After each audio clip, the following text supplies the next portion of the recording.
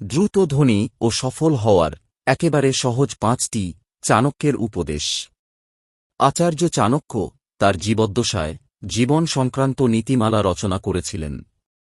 রাজনীতি, সামরিক কৌশল ছাড়াও শিশুদের লালন পালন, পারিবারিক জীবন, সুশিক্ষা, ব্যক্তিগত সাফল্যের সূত্রাবলীও তিনি ব্যাখ্যা করেছেন। চাণক্যের নীতির সবচেয়ে গুরুত্বপূর্ণ দিক হল, এই নীতিগুলি কেবল তখনকার মানুষকেই পথ দেখায়নি, আজও মানুষের জীবনকে সহজ করতে সাহায্য করছে। এই নীতিগুলির মধ্যে কিছু এমন আছে যা একজন ব্যক্তিকে খুব দ্রুত সাফল্য অর্জন করতে এবং মর্যাদা বাড়াতে সাহায্য করে। নাম্বার ১, শীঘ্র ঘুমানো উচিত। আচার্য চাণক্যের মতে রাতে তাড়াতাড়ি না ঘুমানো ব্যক্তি অন্যদের তুলনায় পিছিয়ে থাকে। তাই জীবনে সাফল্য পেতে হলে রাত জাগার অভ্যাস ত্যাগ করতে হবে।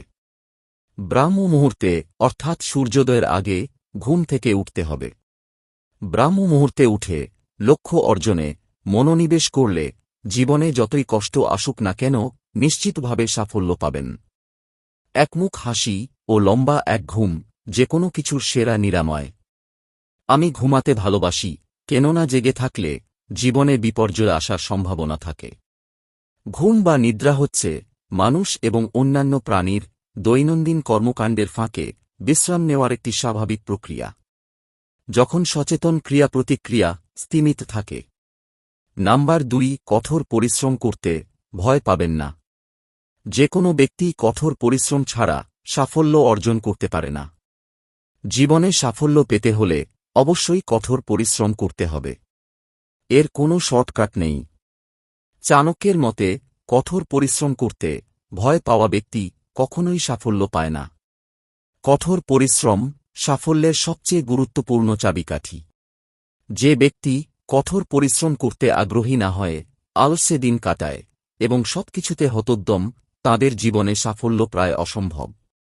দীর্ঘদিনের পরিশ্রম বা নিরবচ্ছিন্ন পরিশ্রমের ফলেই ধরা দেয় একজন মানুষের কাঙ্ক্ষিত সাফল্য।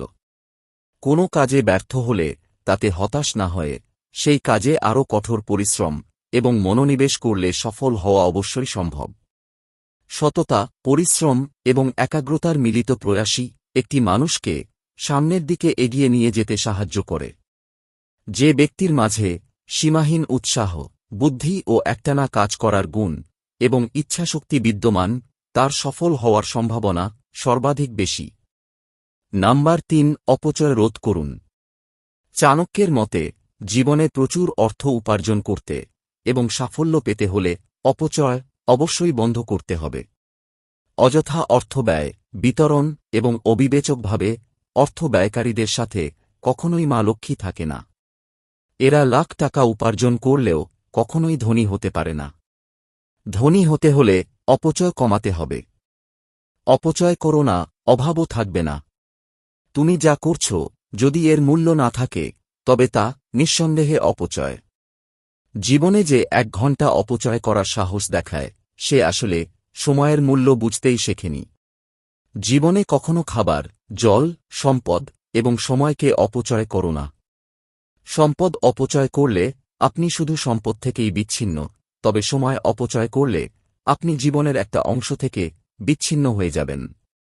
অপব্যয়ী লোক তাদের উত্তরাধিকারীদের সর্বশান্ত করে আর কৃপণ করে নিজেকে সর্বশান্ত।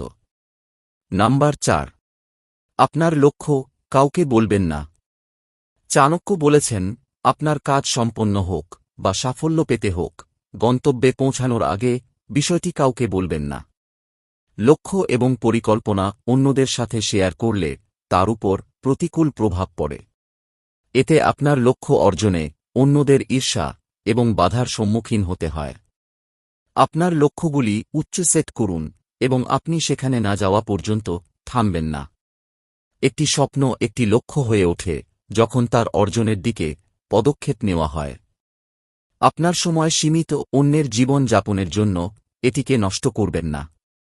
শুধু বেঁচে থাকাই মানুষের জীবনের সার্থকতা নয়। সার্থকতা লুকিয়ে আছে বেঁচে থাকার অর্থপূর্ণ কারণ খুঁজে পাওয়ার মাঝে।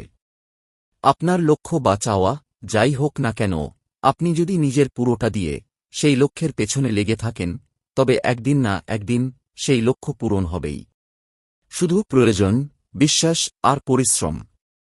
নাম্বার 5, অহংকার বর্জন করুন। জীবনে সফল ব্যক্তি হতে হলে অহংকার থাকা চলবে না।